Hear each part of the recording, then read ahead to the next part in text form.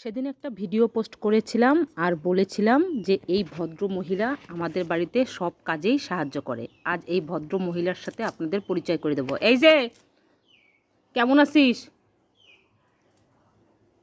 কেমন আছিস? রোজা আছিস? কয়টা হইলো? 4টা। হ্যাঁ হ্যাঁ, এগুলো মাছ বাছতেছিস? হুম, তার সব কাজে এত সুন্দর সে করতে পারে, একদম পরিষ্কার পরিচ্ছন্ন করে করবে না। কথা কও, কথা কও তো, কথা কও। কি দিয়ে ভাত খাইছিস?